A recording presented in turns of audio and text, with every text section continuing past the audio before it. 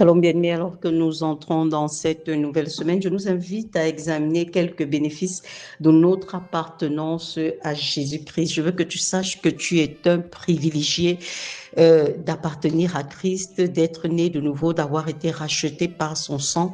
Je ne sais pas si tu as déjà pris le temps de réfléchir à la question et de voir quels sont tes privilèges en tant qu'enfant de Dieu. Si tu les expérimentes au quotidien, alors c'est tant mieux, mais nous sommes appelés à grandir, n'est-ce pas, dans l'expérience des grâces et des faveurs de Dieu à notre égard. Donc, cette semaine, je nous invite à travailler un peu là-dessus et à être sûr que nous ne passons pas à côté de ce que Christ a fait pour nous à la croix. Sa mort et sa résurrection ne doivent pas être vaines à notre égard, mais nous devons pleinement en bénéficier. Pour cela, ce matin, nous sommes dans Jean 10, les versets 9 à 10. Le Seigneur Jésus dit, je suis la porte. Si quelqu'un entre par moi, il sera sauvé. Il entrera et il sortira. Il trouvera des pâturages. Le voleur ne vient que pour dérober, égorger et détruire.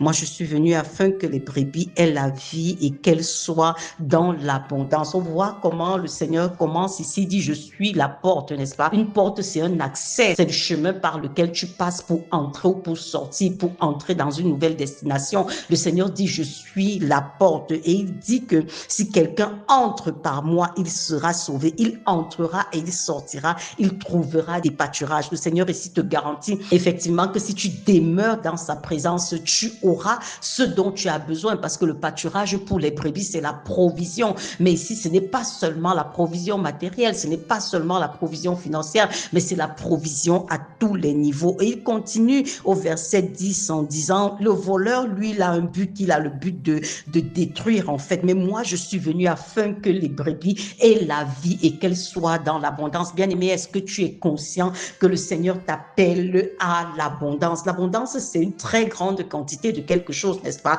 C'est le débordement, tu vois, c'est au-delà de tes besoins. Abondance de vie, abondance de paix, abondance de grâce, abondance de santé, abondance de tout ce que tu peux imaginer. Le Seigneur dit qu'il est venu afin que toi, tu sois dans l'abondance. C'est vrai que parler comme ça peut sembler relever de l'utopie, n'est-ce pas? Ça peut sembler ne pas être la vérité tellement c'est loin de nos réalités du quotidien. Mais est-ce que Jésus, il a dit, je suis la vérité, il n'est pas un homme pour mentir.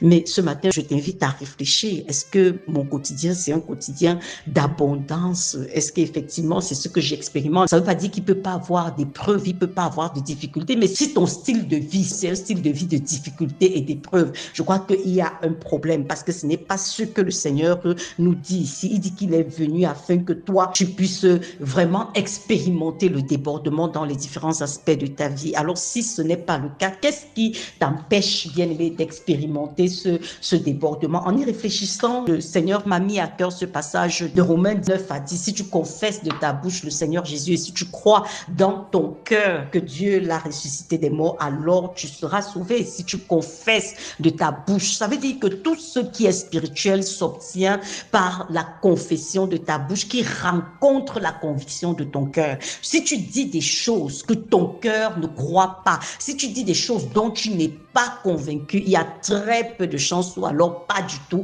que le spirituel puisse se manifester physiquement. Vous comprenez ça? Lorsque le Seigneur dit, je suis venu afin que mes brebis aient la vie et qu'elles soient dans l'abondance. Oui, c'est vrai, tu peux confesser effectivement que je suis dans l'abondance parce que mon Dieu a payé le prix pour ça, n'est-ce pas? Afin que moi, je ne manque de rien, afin que je puisse bénéficier du meilleur de ce qu'il a pour moi. Mais combien est-ce que tu en es convaincu, bien-aimé? Combien est-ce que tu as travaillé à comprendre effectivement l'implication même de ce mot abondance, à comprendre ce que Christ a fait à la croix en ta faveur? Parce que malheureusement, nous disons très souvent des choses auxquelles nous ne croyons pas. C'est très facile à prouver, bien-aimé. Quand tu dis par exemple que Jésus est Seigneur de ta vie et que tous tes choix du quotidien se font sans le consulter, se font sans le mettre en avant, tiennent compte des paramètres dans lesquels il n'a rien à voir. Qu'est-ce que tu crois en fait? C'est que tu dis quelque chose que tu ne crois pas. Et c'est généralement comme ça que nous confessons la parole de Dieu. C'est que nous disons des choses sans y croire en réalité, parce que nous n'avons pas travaillé à faire de ces choses des vérités fondamentales pour nous, des choses dont nous sommes convaincus. Et je nous invite tout le long de cette semaine encore à nous arrêter et à comprendre vraiment ce que le Seigneur a pour nous, à comprendre ce que Christ a fait à la croix en notre faveur et à expérimenter la pensée de Dieu pour nous, qui est l'abondance. Shalom, bien-aimé.